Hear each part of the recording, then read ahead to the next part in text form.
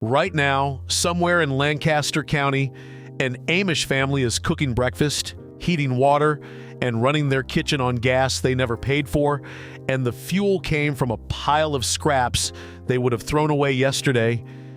That is not a metaphor. That is not a solar panel or a windmill or anything you need a permit for. It is a system so simple, so old, and so effective that major gas utilities spent decades making sure you never heard about it. In several states, they actually succeeded in making it illegal to use on your own property without jumping through hoops that most families simply cannot afford. Stick with me until the end of this video, because the last technique I am going to share is something I found buried in a Penn State agricultural report from 1979, something I have never seen mentioned in a single homesteading book, a single YouTube video, or a single conversation at any farming fair I have ever attended. It changes the entire math on this system, and it will change the way you look at your kitchen scraps forever. I spent most of my adult life paying gas bills I did not need to pay. I heated my home, cooked my food, and ran my water heater the same way everyone else did, by writing a check every month to a company that had a monopoly on something I could have been making myself. I was not dumb. I had been gardening and homesteading for over 20 years. I just did not know what I did not know. That changed when I started spending time with an Amish farmer outside of Millersburg, Ohio, in Holmes County. His name was Eli.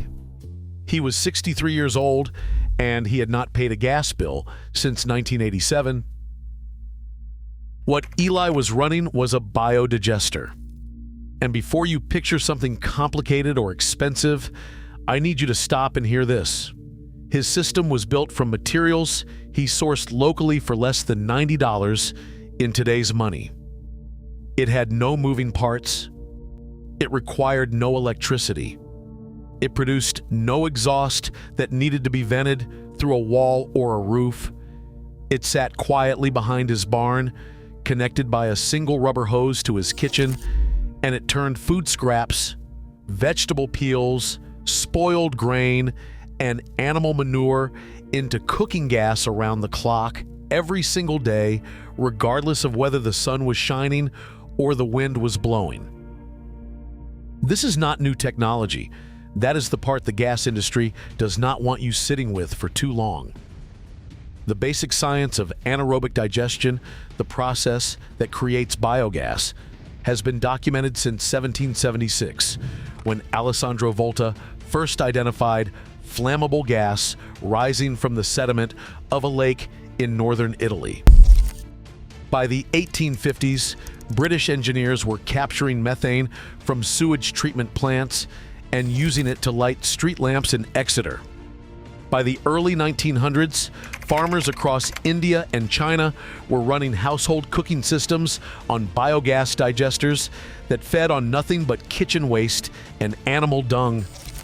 These were not experimental prototypes. They were functional, reliable, everyday tools used by tens of millions of families. In America, the USDA published reports on small-scale farm digesters as early as 1908. During World War II, when fuel rationing was in effect, the agency quietly circulated guides for building your own methane digester from salvaged materials. Farmers in rural Ohio and Pennsylvania used them. Some Amish communities never stopped. Then the war ended. The gas lines expanded, the infrastructure was built, the monthly bill became normal, and the knowledge of how to make your own fuel from your own waste quietly disappeared from the mainstream, not because it stopped working, but because it stopped being profitable for the people selling you gas. Here is what the process actually looks like, because understanding it is what makes you realize how absurd it is that most people have never heard of it. Inside a sealed container, which can be a barrel, a tank, a specially dug pit lined with concrete, or even a heavy-gauge plastic bag, organic waste breaks down in the absence of oxygen. This is called anaerobic digestion. The microbes doing the work are not special or expensive. They are already present in any manure, any rotting food, any compost pile on Earth. You do not add them, you just give them the right conditions: warmth, moisture, and the absence of air. Within 2 to 4 weeks of starting a digester, depending on the temperature, methane gas begins to rise and collect at the top of the sealed container. That gas is piped through a simple rubber hose to wherever you need it: your stovetop, your water heater, your space heater. It burns clean and blue, just like the gas coming out of your current stove. Because it is the same gas, methane is methane, whether it came from a pipe in the wall or a sealed barrel behind your barn. A medium-sized home digester fed daily with kitchen scraps and a moderate amount of animal manure can produce enough gas to cook 2 to 3 full meals per day, every day, continuously. A Cornell University study from 2003 found that a digester fed with the waste from just 4 to 6 pigs could supply the cooking fuel needs of an average rural household. 4 to 6 pigs, the waste they were going to produce anyway. That is the trade. You do nothing extra. You just capture something you were already throwing away. The financial picture is not subtle. The average American household spends between $60 and $90 per month on natural gas. Over 10 years, that is between $7,000 and $11,000 paid to a utility company for fuel you could have been making yourself. Over 30 years, the working life of a simple concrete digester, that number reaches $20,000 to $30,000. That is not savings in some abstract sense. That is a truck. That is a well. That is a piece of land. Now, I want to talk about the part the thumbnail mentioned because it is real and it matters.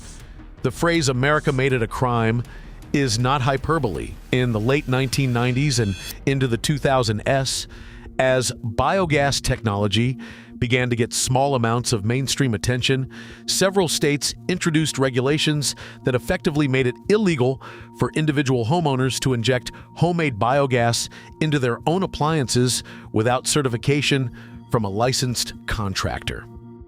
The stated reason was safety.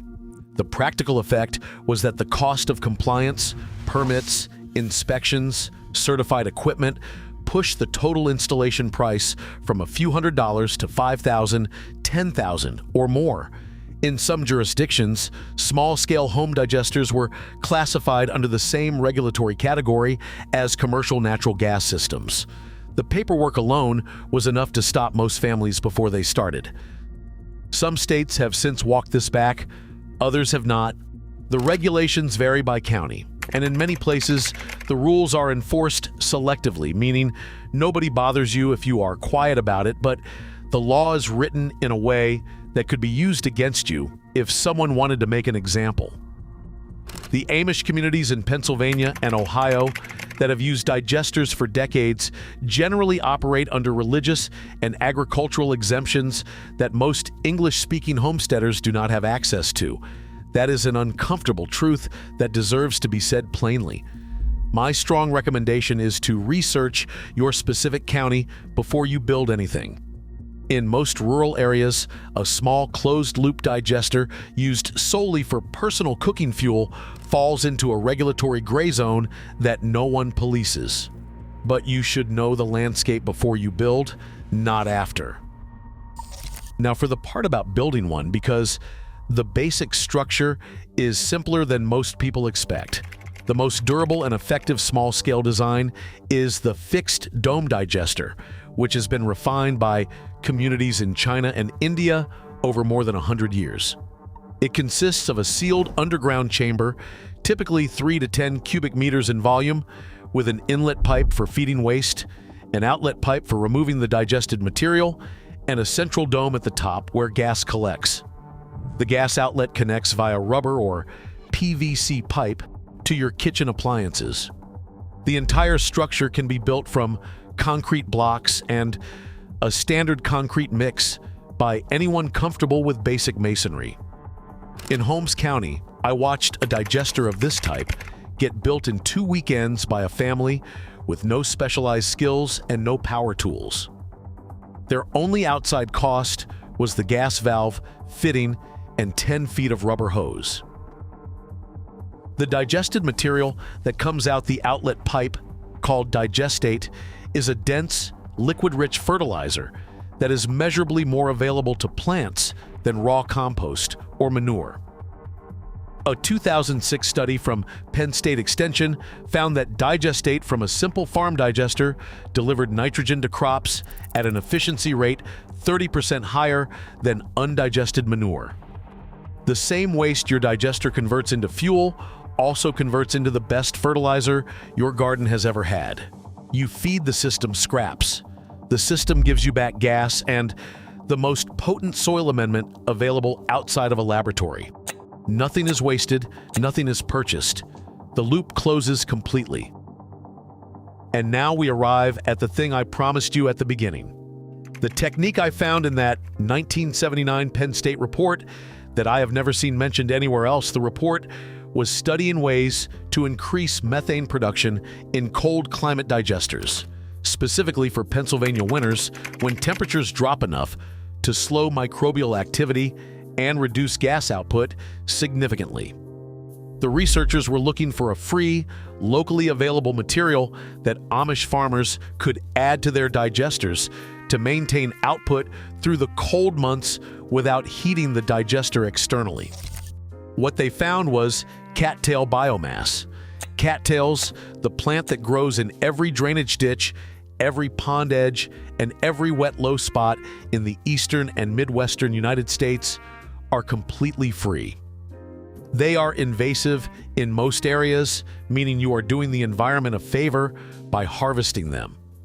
The researchers found that adding chopped cattail stems and leaves to a digester in late fall, in a ratio of roughly 20% of the total feed volume, maintained methane production through temperatures that would normally cut output by 40 to 60%. The mechanism is that cattails are extremely high in fermentable carbohydrates, higher than most agricultural waste, and they release these sugars slowly over many weeks, acting as a sustained release fuel source that keeps the microbial population active even in cold conditions. The Amish farmers in the study already knew this. Several of them had been harvesting cattails from their pond edges every October for decades, using them exactly this way. Not because they read a report, because an older farmer had told them, who had been told by an older farmer before him. The report was just the first time anyone had put a number on why it worked. That is the knowledge chain these communities have protected, not through books, not through certification programs, not through YouTube videos. Through one neighbor talking to another neighbor, passing something real and specific and free from hand to hand for 150 years. Everything this system represents, free fuel, free fertilizer, independence from a utility bill, a loop that asks nothing from any outside company, is available to you right now with materials you already have access to. The scraps in your compost bin, the waste from your animals, the cattails at the edge of the pond down the road, the knowledge you just heard. If you are the kind of person who believes that practical working knowledge has been quietly shelved because it does not fit inside a monthly billing cycle, you already know what to do next. Leave a comment below and tell me, what are you currently spending on gas every month, and what would you do with that money if you kept it? I read every answer. Subscribe so you do not miss what we uncover next, because the next system makes this one look like the introduction.